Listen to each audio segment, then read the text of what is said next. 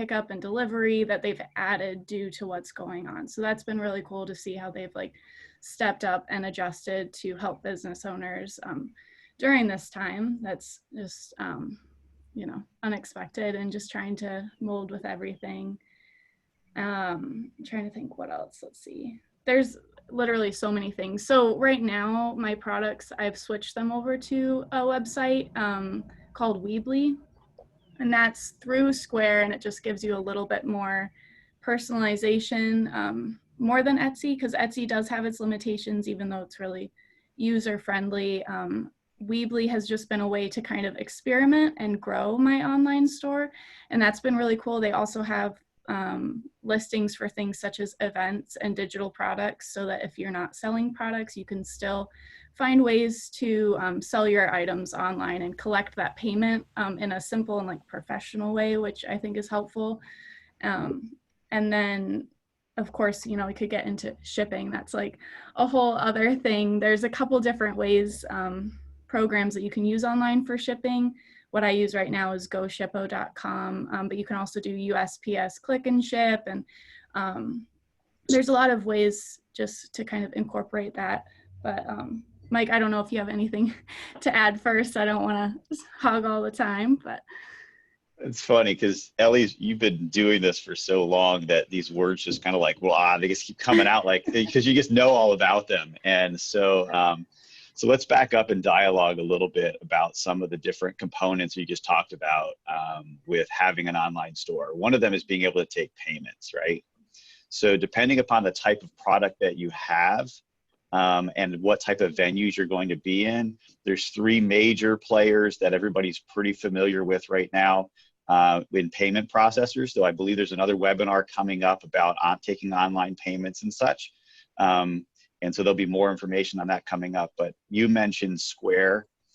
Square is one of the more popular ones. If you have a retail location, you can get the little terminal that sits at your front sales counter, where you can just swipe cards. You have the little plug-in that goes in your smartphone, so you can just tap and go or swipe and go, as well as being able to integrate that into your online store.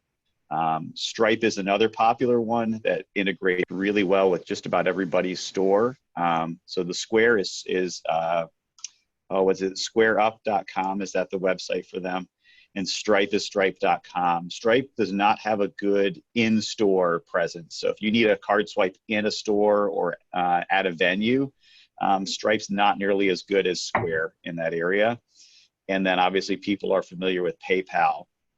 PayPal will integrate with most any site or store. They do have a mobile version available where you can actually not just swipe, but they have receipt printers available that are Bluetooth printers that you can show people an actual printout of a receipt. So you just kind of take this little thing, connect it to your phone, and you can swipe on your phone and print receipts right on the way wherever you're located. But if you try to integrate PayPal into your site to keep people at your site, it's going to cost you $30 a month for that privilege.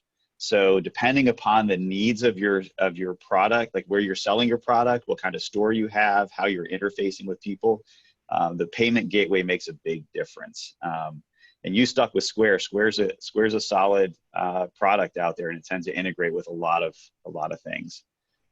You also mentioned some different stores. So you mentioned Etsy. What do you love about Etsy? Yeah, so Etsy I love because it's simple. They do a lot of the work for you. They have shipping integrated into it. They have all of your reports.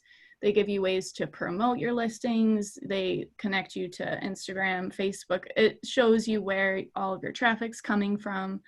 And again, it's just well known at this point, which is helpful. So like I said, I don't direct most people to my Etsy store, but I've kept it open just for the traffic that comes from people searching on Etsy, because when they want something handmade or want to shop small or something unique or custom, then it's just kind of the place that people know you can go and get good service. And again, Etsy's always changing and adjusting, and I found that they definitely have the small businesses in mind. Like they do a lot just to continue to change and adjust and show you tips and tricks on how to just grow as a business. Like right now, their big thing is trying to help show you how you can offer, free shipping to customers, because that's what everyone's looking for these days. And they show you how you can actually do that while still like incorporating that price into your product. So they're just always kind of finding ways to keep up with what's going on in e-commerce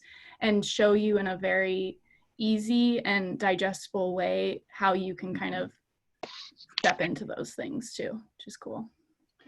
Yeah, and do they handle your sales tax for you also? Yes, that is a new thing. They did not when I started, and it was a tricky thing, especially in New York, but they handle it now, and that is a huge, huge help. Right. So one of the biggest challenges of any store, any business, you guys know, is keeping up with all the paperwork and managing things like your sales tax. So having when you're first trying to launch an e-commerce site, working with somebody like an Etsy who's managing a lot of those things for you can certainly take care of a couple headaches for you. You're going to have a learning curve, learning a new system. So if it's helping you manage some of the things that you have to do, like your sales tax, that's a huge boost. But you will find that every store system has limitations. So like we don't set up Etsy shops. Ellie has an Etsy shop. And I think for people that are starting out, just trying to get some products out there, the benefits are there's very low cost to get in, right? It's going to handle your payment processing for you. It's going to manage your sales tax. It's going to help you with marketing. So you're going to pay a premium per sale for that, but you're only going to be paying pretty much when you sell something. So you're not putting out a bunch of money to then try to see if you can sell enough to recover that money. And that's where stores like Etsy can be extremely beneficial for somebody starting out in the e-commerce side of things. I'm saying that as a company that loses money to Etsy, right? So realize that I'm trying to give you sound advice for starting your business. You start there, but sometimes Etsy is going to be too limited. And so that's where Ellie's then jumped to like Weebly to try to do some things. But Ellie also has a website, missdelights.co, that she also promotes all of her products on, and that she integrates and ties into other things. So there's a lot of different options, from hosting your own store to using one of the online stores that's out there. They all have their benefits and they all have their costs. It just depends upon, again, your product line. So Ellie, I want to talk about marketing just for a second there, and then I want to point back to you. So one of the things that I'm super jealous of is that Ellie is talented. You notice I got introduced as the guy who's knowledgeable, but Ellie's the one with talent. So I accept that. And I'm thrilled to work with Ellie. But Ellie is also very intelligent in how she brands and markets herself. She has a great eye for photography, for design. But the first thing that she did when she was getting ready to launch her business is she went out and she grabbed a domain name and she got a website started. And then she set up her social media. And part of this marketing where she says, start promoting your products online, promoting them through social media, you have to think through your brand and you have to be smart about it. Finding a domain name that's unique is very significant. You might have a great idea for a name like Mike's Awesome Stuff, but if there's 5 other businesses that are called Mike's Awesome Stuff, then they're not going to find you in the midst of all that. So you need to come up with a name or make sure that the name that you're promoting is good. So a couple tips on domain names: avoid acronyms. I can barely remember my own name, let alone acronyms. I always mix up the letters. So try to avoid acronyms. Now, sometimes you can't. Sometimes the name of your organization is 16 words long and an acronym is the only feasible way to do that. Avoid hyphens if you can. It's okay to try to get a fun name, like we did a site for Rose Maple Supply, and they had rosemaple.supply. But we also made sure they had rosemaplesupply.com because people aren't used to .supply. So you can have creative names, just make sure you have a backup for them. But make sure more than anything else that when you search whatever social media you're going to use, if you're trying to reach home users, you're on Facebook. If you're trying to, you're using Instagram for the crafts and the arts or whatever that looks like, check all those social media sites and find out if that name is available. You might have, again, a great name, but then when you go to market it, there's other people that have that name. And now all of a sudden your website is one name and your Facebook's a different name and your Instagram's a different name and your Twitter's a different name. And now you don't have a consistent brand. So think through what you're going to use for that name before you start tying all your stuff up into branding. And that's one of the biggest technical mistakes that we see people make, is they haven't thought through that aspect of planning their brand so that they could then market. So now, Ellie, you've actually done that extremely well. What social media channels are you using, and how did you use your brand in those areas? Yeah, so right now I'm using Instagram primarily, Facebook as like my second one, and then things such as Pinterest and email marketing. Those are the four main product places that I sell and promote my products. And on all of them, I kind of focus on different things. So Facebook definitely seems to be more marketing towards the local crowd. Events, that's where I promote most of my local events, and, having Facebook events as an option is very helpful. And then Instagram is where I focus more on those photos, those branded photos. I actually currently have been experimenting with having someone actually take my photos, because I see it's just so important right now with everyone online, especially with Instagram, but also just keeping that brand consistency. So anyway, I have someone actually take a bunch of photos for me, and then I have them on in stock or whatever, just to be able to pull from at any time. So that's what I use Instagram mostly for, as well as the Instagram stories. I utilize those heavily throughout the day to show people behind the scenes of my process, or just my life as like a small business owner when I'm at home, working from home. Show a lot of cats in there. I love my cats, but I've just really found that people love to see that real life stuff. So that's what I love about Instagram stories, because you have the beautiful photo in your feed, but then you can kind of go into more depth or show more like, this is behind the scenes, or this is what's really going on in this photo. And just have opportunity to promote more variety of products, so you aren't always having to post a photo every single time. Yeah, and I think the story is a big deal. People like to engage a product, not just buy a product. And now some of you may be like, no, that's not me. I just want to go click and buy. But what determines whether or not you'll buy that product versus a different one is often the quality of the presentation and even the story behind it. And Ellie is a great storyteller, which helps a lot with her product and her product launches. Something that Ellie's done extremely well is promoting a product changeover.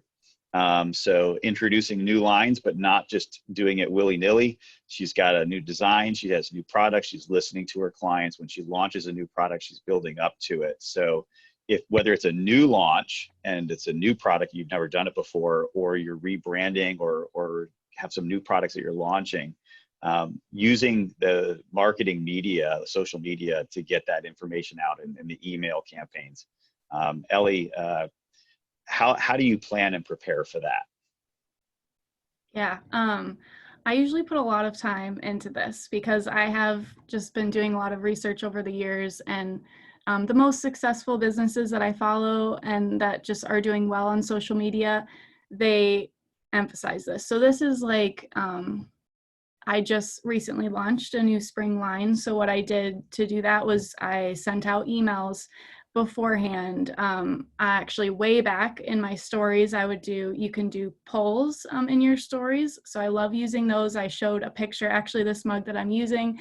I was trying to decide which mug to put the design on, and I did like a poll to let people decide. And that just helps people feel involved in your process. And this, you can do this in so many different ways, whether it's an event and what day should it be, or what do you want to hear more about in my stories? What products do you want to see in the shop? I do this often, and then I keep a record of just anything people recommend. I try and keep a record of that so I can refer back to it and remember what my customers are looking for, because I think a lot of times I know I want to make products that I want, but I have to make sure that I'm marketing for my customers as well.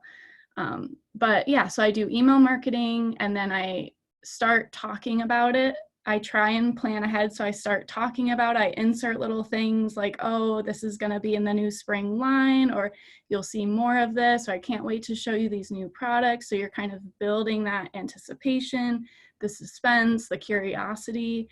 And then as it gets closer, I try and reveal a product or two, usually starting with my mail list. So then I'm like, you know, if you're on my email list, then you will get a special preview of something or a special coupon code, and that gets people to sign up because they want to be in on that. And I've also been utilizing a Facebook group because I've been hearing that's a big thing these days on Facebook, to have groups to really be able to get your posts in front of the people who actually want to see them. So I try and give unique previews to those people as well, and also asking for advice and just, you know, what do you think about this new product? Which one should I do? And so that's Instagram, Facebook, just posting about it, and then continuing to talk about it over and over again, because you know, a lot of things get lost these days with posts. So you want to just keep putting yourself in front of people and being consistent. Again, with the photos, that's why I have someone take them for me. So they're always the same. People know it's, oh, this is Ellie's post, you know, and they can expect that. Yeah, you mentioned the email campaign software. There's a lot of different email campaign softwares out there. What an email campaign software is designed to do is to give you a nice interface where you can create a nice branded look, an email that's going to look good on a mobile device as well as a desktop, whether they're looking in Outlook or on Gmail, or whether they're on their phone on Android Mail, whatever, or Apple Mail, whatever it looks like. It's also designed to keep you from getting blacklisted. When you get 50 people in your email contact list, and then you send them all an email, when too many of them come through at the same time at Google or at Microsoft, they just automatically assume that you're spam, and they start putting you on a blacklist. And what the email campaign software helps to do is it trickles them out. Okay, so it's going to put them out on a staggered basis, but also those companies work with Google and all those other big names to keep their servers whitelisted and to make sure that they're following certain requirements so that emails get through from their servers. So you get a higher percentage of, I guess, a higher chance of your emails getting through using campaign software. And it doesn't cost a bunch of money to do that. So again, I'm promoting products that make me no money here. MailChimp.com. I just put the link there in the chat. You can see that they have a forever free program. They call it forever free because they'll be free as long as you stay inside their guidelines, and they're still open, and they've been open for years. You can have up to 2,000 people in their free program. That's a lot of emails. Once you get over the 2,000, yes, it can get a little bit pricey depending upon what features you want. But nobody that I have found offers the platform that they do with the number of subscribers in the free level. So for free, you can start collecting email addresses and sending messages out to people. The beauty of email is it's free. I mean, you spend some time putting it out there. Scott's got a hand raised. Get up. I do have a question about that, and maybe one of you knows the answer, which would be great. But one of the struggles that I deal with when I do my email promotions is that it all goes into the promotion inbox or it goes into spam. Is it a matter of getting like the right keywords in the subject line, or is there a way? Because it happens to me too. Like I get a lot of promotions coming in, and I don't always check my promotion box. I check my primary box like most people, and then I end up missing out on things that I kind of regret having missed out on. Is there a way to be able to make it so that they don't all go into the promotions box? All right, so there's some best practice. That's a great question. Thanks, Scott. There's some best practices, and then there's just the realities. So I'll start with the best practices. Avoid dollar signs, avoid exclamation marks, and avoid the word free. Those are your biggies right there. If you need to promote something with dollar signs, exclamation marks are free, make it a graphic, but make sure there's also discernible text in your email. If your whole email is graphics and no text, it seems spammy. If your email has too many words that sound like a sales pitch, it ends up going into a spam folder. However, you have no control over promotions. And Google's gotten really good at saying, this is a promotion, I'm going in this folder, and they don't let you turn that off very easily. So most people don't even play with their settings, it goes in there. I think the reality check for me is that I have a Microsoft Live email account, which is hosted on Microsoft servers. And I've checked my spam folder and found emails from Microsoft in my spam folder. And I have a Microsoft account on Microsoft servers, and their email went into a spam folder. So no matter how hard you work at it, because they're trying to protect us from so much stuff, you can't get it through to everybody. And so from a marketing perspective, you have to realize that a percentage of your emails are not going to get to people, but it's free. So even if you hit 50%, that's good. Let me just push a couple other little marketing concepts to you. If you're trying to get your product into a community, direct mail gets to every household. It's obviously more expensive than email, because you're actually paying for the postage. That's your most expensive thing. The printing is not usually expensive, it's the postage. But there's ways to even cut that down. But also, every order that you send out, you should be inserting a printed piece about your company, a flyer about your products, a push back to your website, because that's something, they're getting your product, they have your product. You need to be giving them something else to make them want to come back for your product. It doesn't even have to be a coupon, but it can be. So targeting companies or targeting customers that you're already working with some kind of printed piece. Direct mail will get you into a region, but email is still free, and you send out as much as you can and avoid words like free, sale, things like that. So those are some of the things with email, but there's really no way to make sure you get in everybody's inbox. There is another company that we use for email campaigns. It's Campaign Monitor, and we can get people set up with that account. They have a tool that you pay, I don't remember if it's like $8 or $9 to submit your email to their servers, and they run it through a spam check to say if it's likely to be marked as spam by Google or by Outlook, so that you have a better chance of checking before you send out the email if it's going to go to spam. But that still isn't going to keep you out of the promotion folders or getting it shifted by an email program into a category that it wants it to be in. They're doing that because they believe that users want to be able to focus on the pertinent email, but they're determining what pertinent is and not giving the user as much control over that. But those are great tools. Email campaign software is a great tool. Social media is a great tool. They take time. That's your investment. So with a direct mail piece, you pay money, but you have designers put your piece together, drop it off in the mailbox, and you just have to think of what you want on it, and your time is done. If you're not paying for those types of things, then you're spending time creating the emails, you're spending time making the blog post, taking the photography, doing those things. So there's an investment either way. It just depends on where your business is as far as the marketing from those perspectives. One quick word on marketing too, though, since we mentioned email. You need to have a good domain, like Ellie has the Miss Delights Co. Domain. You also need to move your email over to that domain.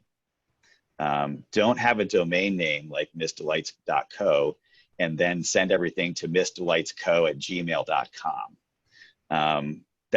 That's missing out on a really great marketing opportunity. Every time you send an email, you're promoting a website. And when you send from Gmail, you're just promoting Google. You're not really promoting your business. Plus, there's this perception of professional. When you go to a site and they have their own domain name, and it's not like, this online e-commerce shop.com /my store 253 versus missdelights.co, there's a big difference in perception as to which one you're likely to buy from.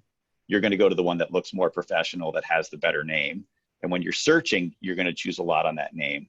People also relate email addresses to the professionalism of a website. So my advice, really strong advice, is to move your emails over to a domain that is yours. That's a really inexpensive marketing tool to do.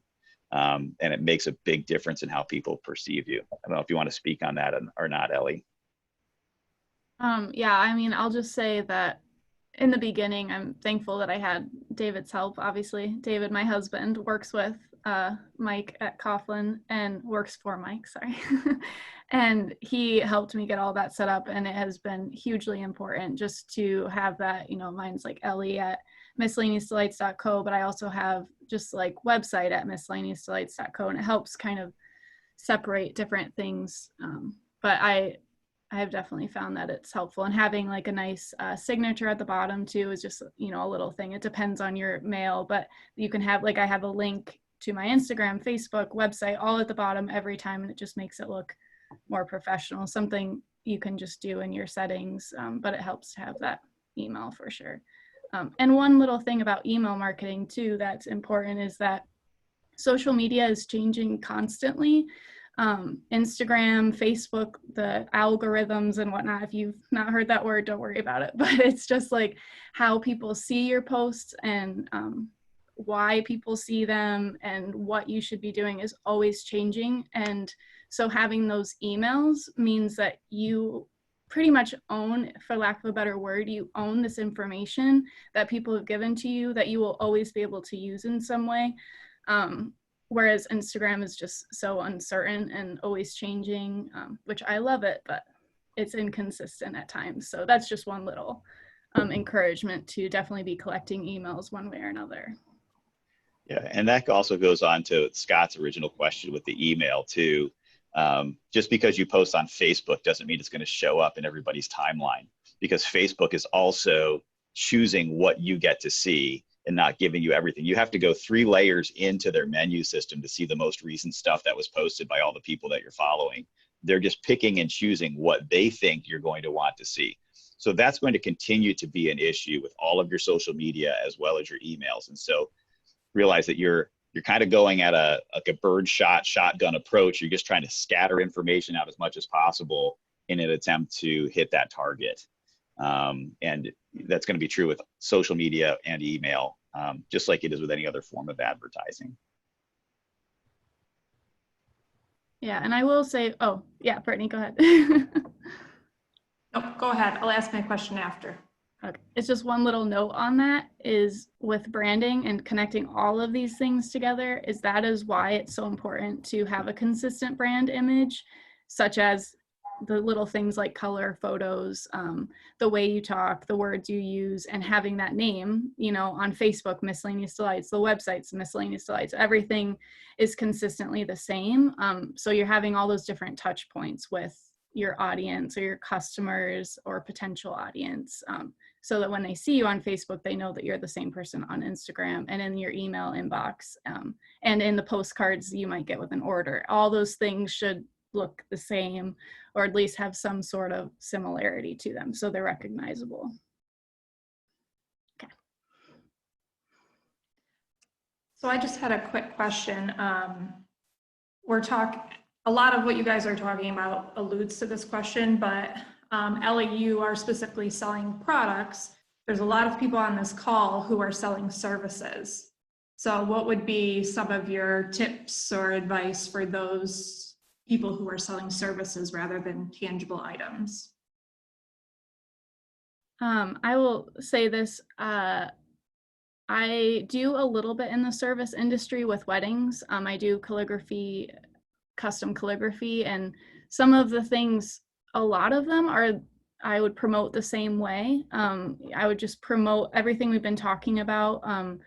Just talk about your service, how you can be a benefit to them. And then I use my Square to do invoices, which is like, so again, you may not need an online shop but Square, and I don't know, maybe Stripe does the same thing. You can send professional invoices to people. And that's just another way that like your logo's on there, and I think they can rate you and everything through that. So that's just like one little way to tweak it towards a service versus products. Yeah, and with the services, another option too is if you're using QuickBooks Online to manage your business, you can also set up a merchant account with them, and you can send invoices directly through QuickBooks, and they can pay directly through their QuickBooks merchant, and it's automatically marked paid and those types of things. And it includes the ability, all of these pay gateway options include the ability to do monthly fees. So you can sign up people for subscriptions where they're automatically billed each month if you have a service type subscription. But with services, again, it comes down to the story, and because you're not promoting your product, you need to promote the end result of your service. So for instance, if we have one of our clients that's a body shop, they're continually promoting what they've done in helping people's cars go back to the way that they were before they went hunting with them, so that type of stuff and really promoting how people are happy with the service is important. Coupons are a great option, but a store may be overkill.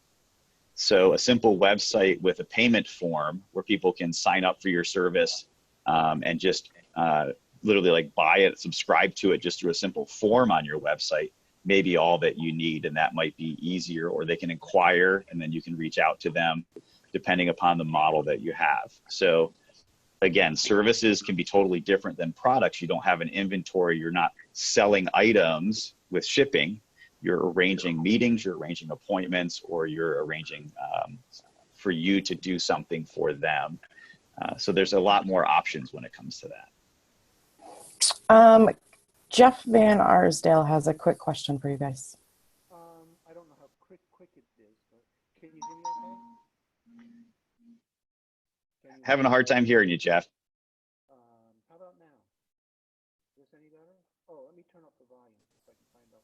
Go ahead and I can't really hear you. You could also, Jeff, if you wanted to type the question, I can read it off to them if that works.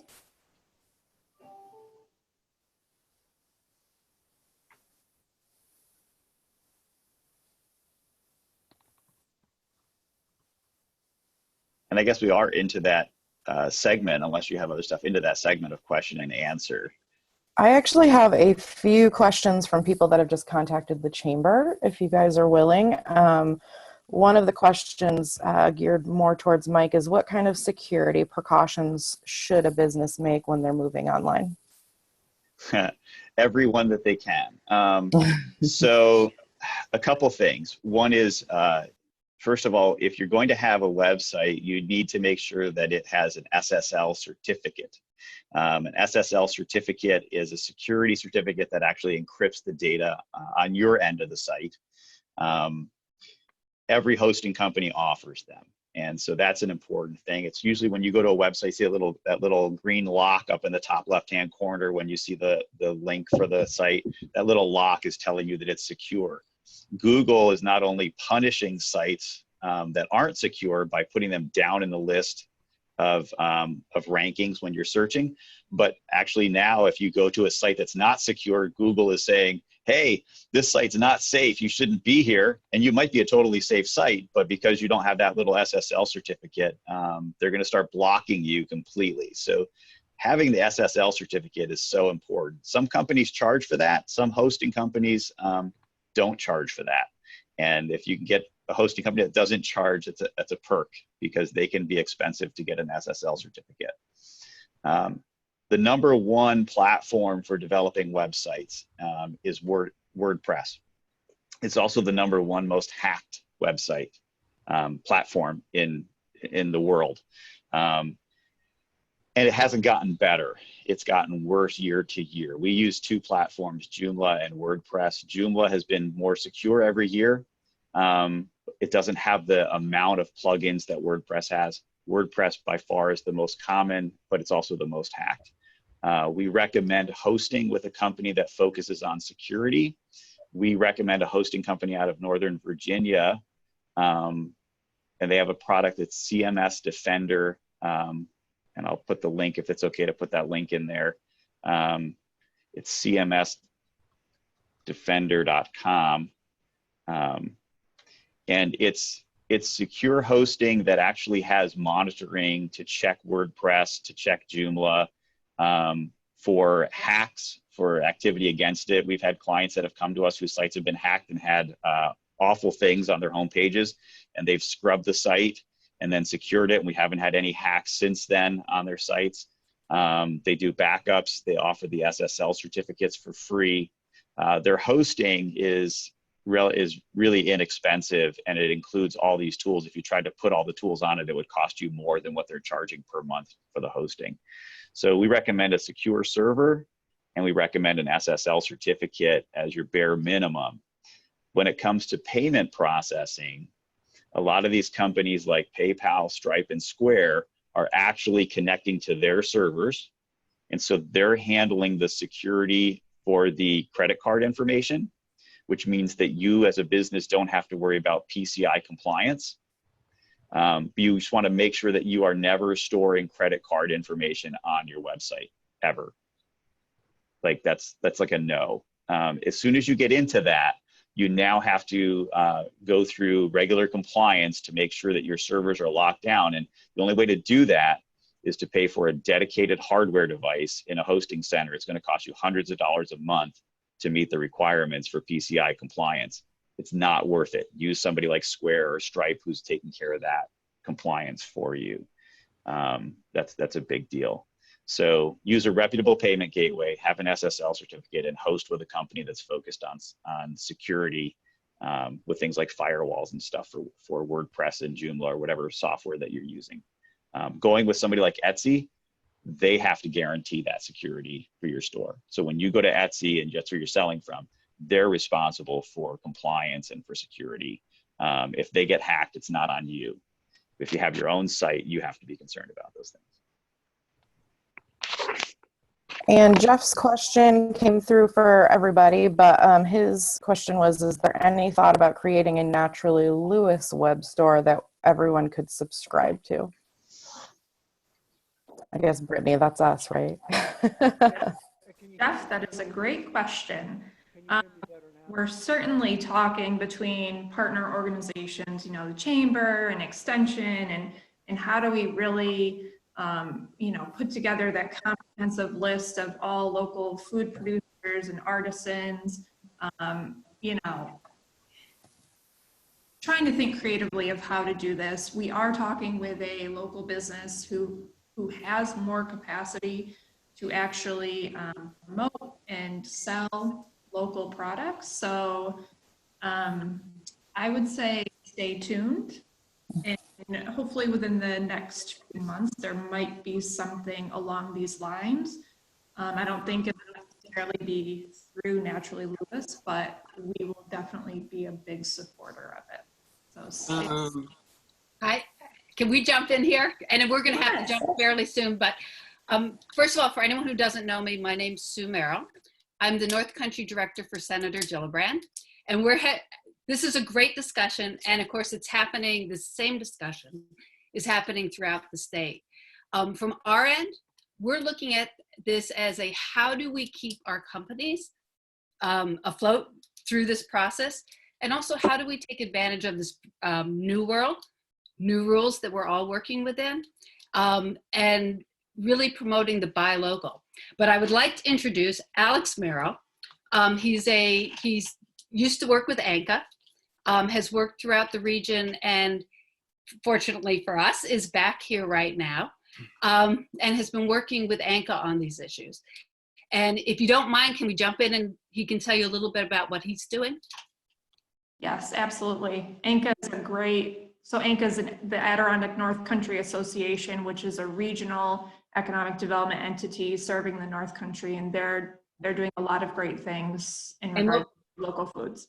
And one of the things local foods and local artisan products, and they cover 14 counties.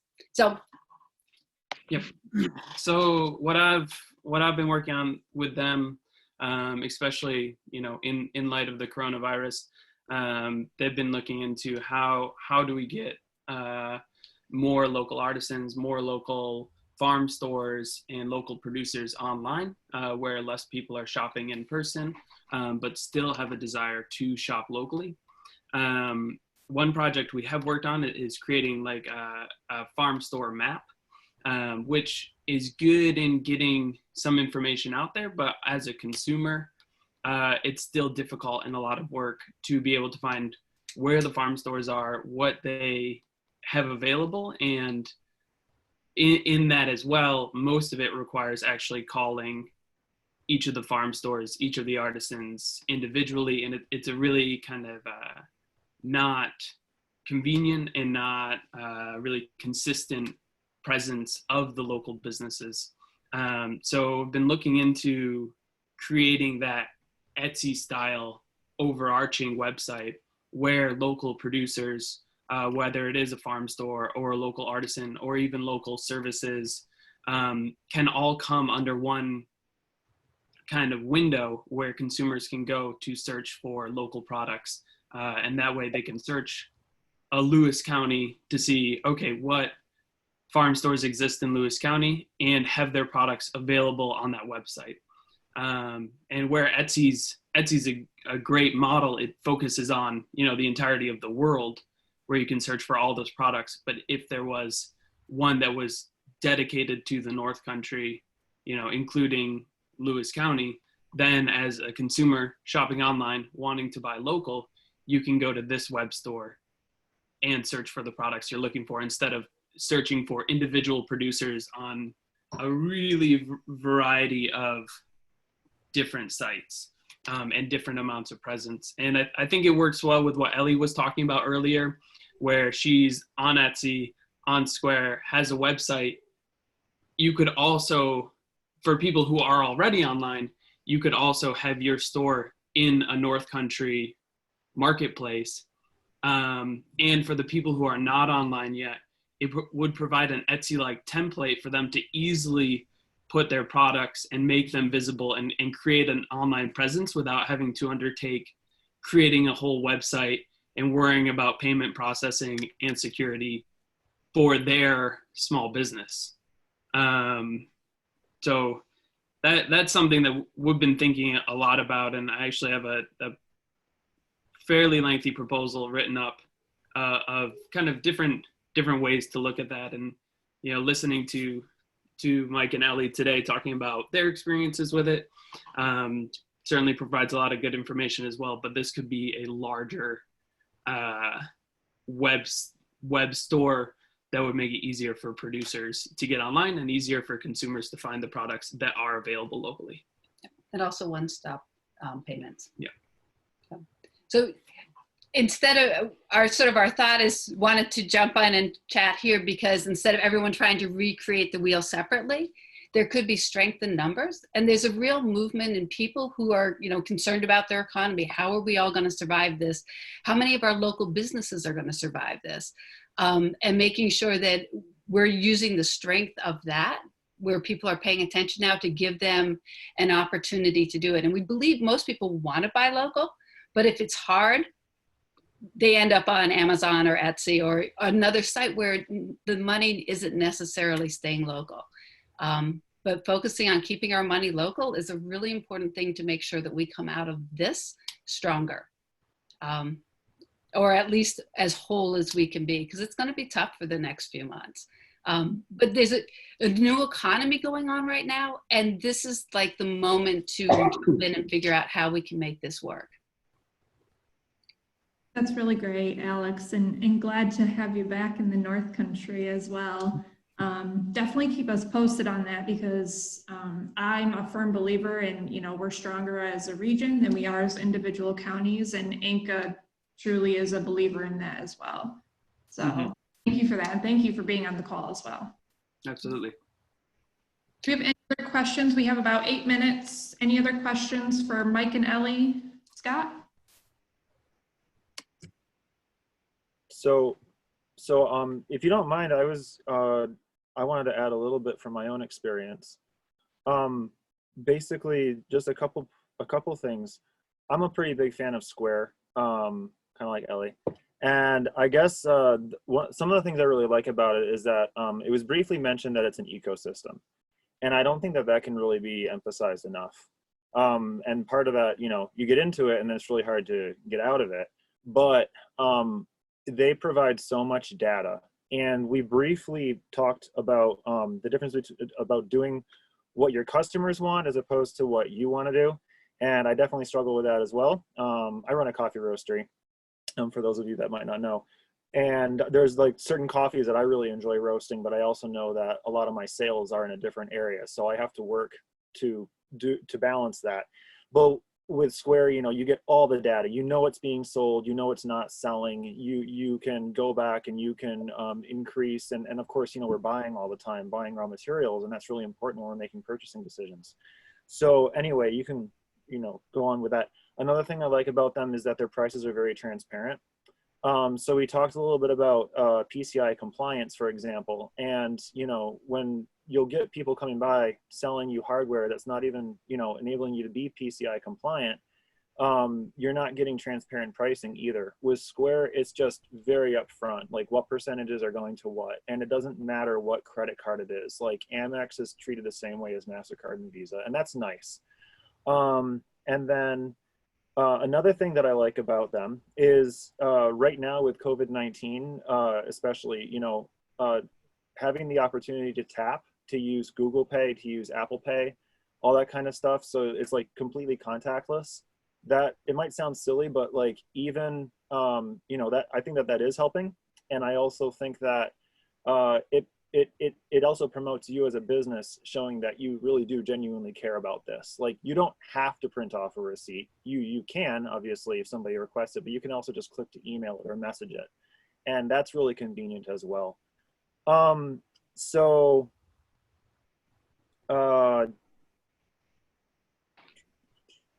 Oh, and finally, this is my last thing that I wanted to elaborate on a little bit, but Weebly, Square stores, we talked about a couple other ones, but I use the Weebly store as well with my Square. It's integrated with Square. And there are so many additional integrations, and we briefly alluded to that as well. But like you can have stats on your Google ads. So I run Google ads now and then on my products, and it's all integrated. So I can see like my click ratios, and I can see like what that transforms into as to dollars sold. And then I can also, you know, I can Instagram my, I can integrate my Instagram account so I can see how that's working. Sorry. And there's like a lot of other things that, you know, sales tax, like we talked about. Oh, and finally, shipping. I said finally last time, I tricked you. But Shippo, you can do, if you are selling actual things, not just services, you can integrate Shippo right into it. And that's a shipping software. So you can print off your labels, you can print off, you know, it gives you better pricing than what you're normally gonna get at the post office or whatever service, other service you might use. And I used to use a different company, but then when Square switched over to Shippo, or I'm sorry, when Square started to encourage its Weebly stores, it didn't, the transition didn't take place, and I lost like sales for a couple of days because I never got notified, and I was really frustrated, obviously. So I dropped that other company, and Shippo is perfectly integrated into the whole system. So I mean, again, throwing out a lot of names and whatnot, and for people that aren't already in it or not familiar with it, it might be a little bit complicated, but I know we're all happy to help out. So. And Scott is the owner of Tug Hill Artisan Roasters Coffee. Just throwing that out there. All right, let's open it up to one more question. Anyone has anything?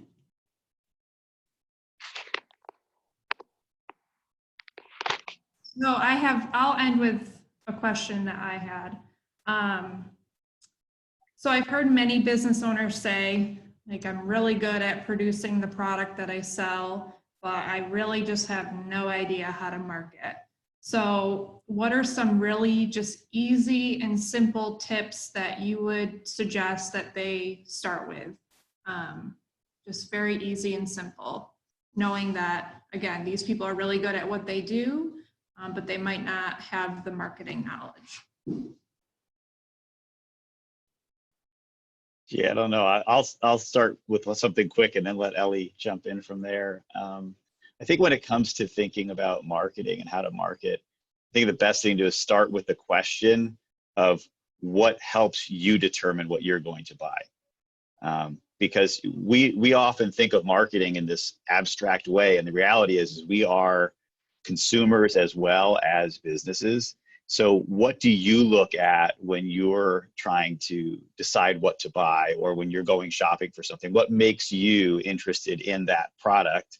And then try to see if that applies to your product and to your business. So whether it has to do with the look of it, or whether it has to do with free shipping, or like, like how many of you go on Amazon and you buy something from Amazon, but you have two different products and one of them is free shipping and it costs more, but you pick it because it's free shipping, even though it costs more. There's some mental games in that, that you have to think about. What do you look at when you're shopping? And then how does that relate to your product line, and how do you get that message across to somebody else? For the reason I buy Ellie's products is because, as we mentioned, she's talented. She does a great job with her product. There's a good quality product, and I can't make it on my own because I am artistically challenged. I just don't have that ability. So, but it's quality product. I'm not getting junk. I'm not paying the least expensive price out there for something. I'm paying a fair price for a great product. And so that's something I'm looking for, and there's consistency in it. And so to me, there's value in that, but that's what Ellie's been marketing, is that experience and those types of personal touches, and even being willing to create things for people. I've had, I don't know how many things now custom made by Ellie, and she does a great job with every single one of them. So think about, for the first question is, what is the filter that you use when you're trying to buy something, and then does that apply to your business and how you would want to market your business? Yeah, that's awesome. And then I would add to just do something, start somewhere. If you don't have an online presence at all, just choose one of these things that we've talked about, maybe Facebook, because we are talking about a local market. Just start with that. Post pictures. Even if you don't feel like they're enough, just do a post, tell people about it. Don't overthink it to start with. You can get into these details as you go. But yeah, just choose something. If you have a Facebook but you haven't tried Instagram, just open an account and see what happens. You can post the same thing on both accounts. It's okay. That's allowed. You can kind of learn as you go. You don't have to have anything fancy. You don't have to have the perfect photos. You don't have to have a consistent brand to start with. Just start small and start with something. That's what I would recommend. I think coming out of this, I've already messaged David that, the chamber just started their new website, and if we can work out the logistics, then it might be a good spot for this kind of community, Lewis County product availability. So if we can work out some of the logistics on that, then I think the chamber would be opening to host that. So. And I think another great marketing option too is word of mouth. Getting other people talking about your product is so important. So Scott, you're with Tug Hill Roasters.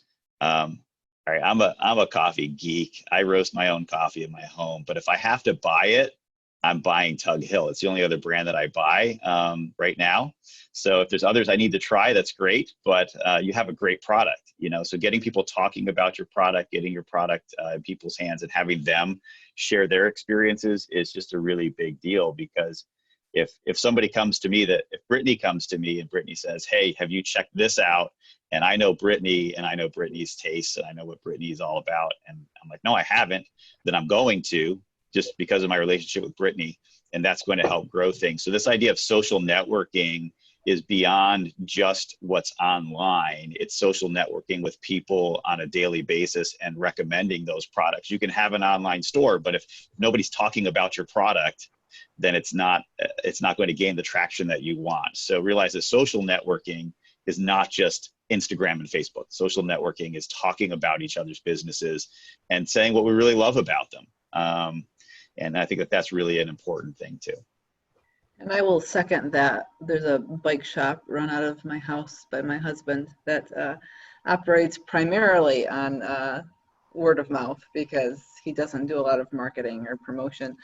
And it's unbelievable how much you can get from, especially if you know the community that might be looking for your product.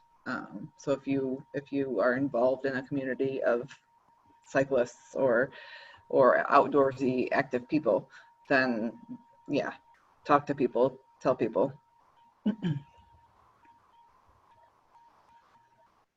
Well, great. This has been extremely helpful and informative.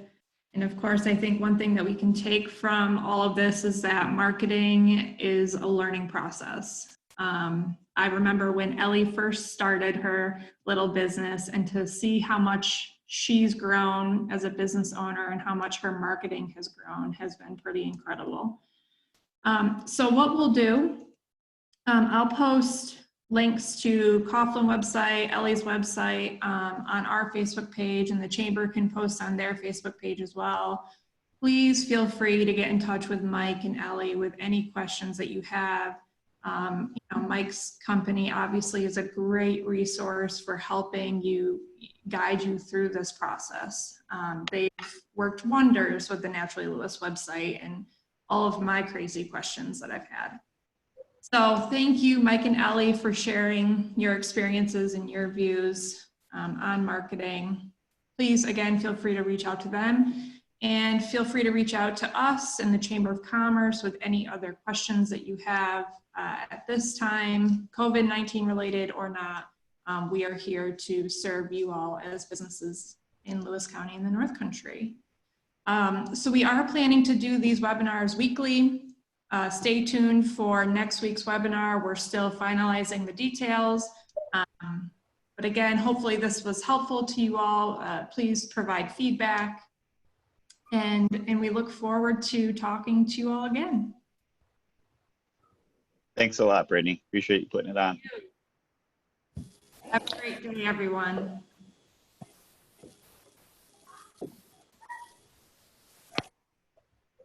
Thank you.